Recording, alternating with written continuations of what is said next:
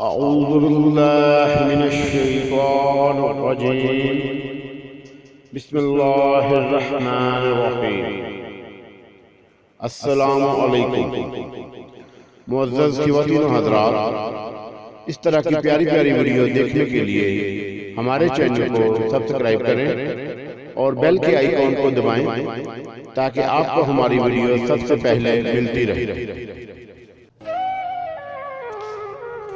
نظر تیری بری اور پردہ کروں میں، تحریر Hussain Shah.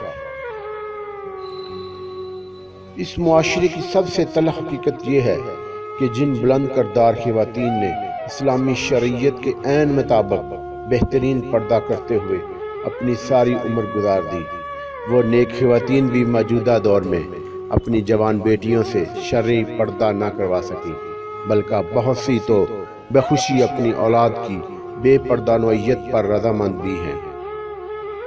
In box messages میں سینکڑوں خواتین نے اصرار کیا کہ پردے کے موضوع پر احکام شریعت واضح دلال سے بیان کرتی ایک جامع تحریر قلم بند کی جائے، اور بے شمار نے رازداری کی گارنٹی لے کر بتایا کہ ہم پردہ دار اور پوش خاندان سے ہیں، مگر ہماری جوان بیٹیاں کردار پاک ہونے کے باوجود بھی محض دکھاوے کا پردہ ہی کرتی ہیں۔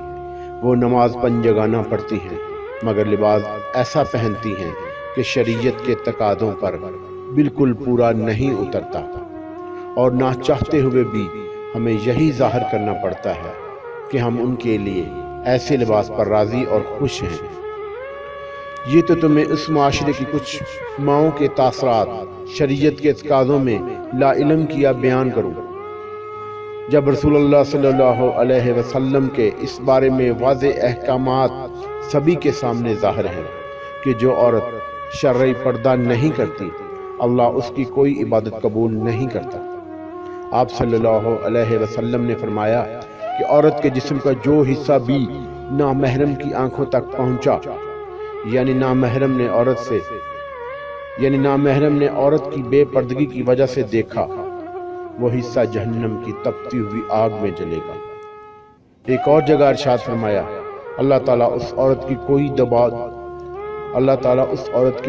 دعا قبول نہیں کرتا جو بالغ ہونے کے باوجود بھی پردہ نہیں کرتا۔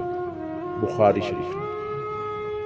اس معاملے میں تنگ یا کسے ہوئے، جالی دار یا جسم کے خد و خال ظاہر کرنے والے کپڑے پہننے والی خواتین کے پاس جوابی دلائل یہیں تک محدود ہیں کہ ہمیں زمانے کے ساتھ چلنا ہے، یا وہ مرد کی نظروں کو نشانہ بنا کر اپنی بے پردگی کے معاملے کو سلجھانا شروع کر دیں گے۔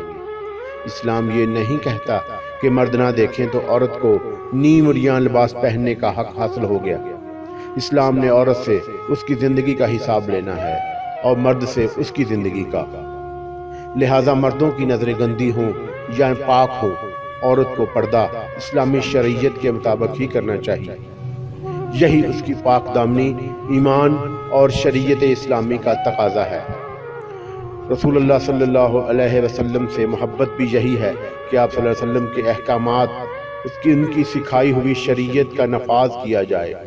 ایک مسلمان عورت، خواہ وہ نمازی ہو، نیک سیرت ہو یا دیندار ہو، اس پر رسول اللہ صلی اللہ علیہ وسلم کی شریعت کو اپنی زندگی میں نافذ کرنا فرض ہے، نہ کہ معاشرے کے لوگوں کے مطابق جسم کے خد و خال ظاہری نمائش میں سامنے رکھنے ہیں۔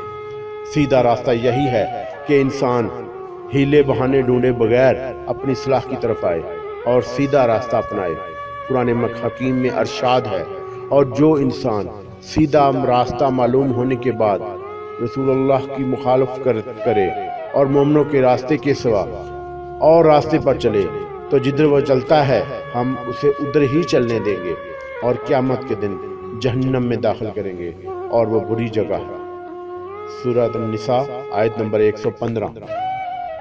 جن خواتین پر میرے پیارے نبی محمد صلی اللہ علیہ وسلم کے احکامات عالی شان واضح ہو جائیں، ان کے لباس میں آئندہ سے کچھ نہ کچھ تبدیلی ضرور آئے گی۔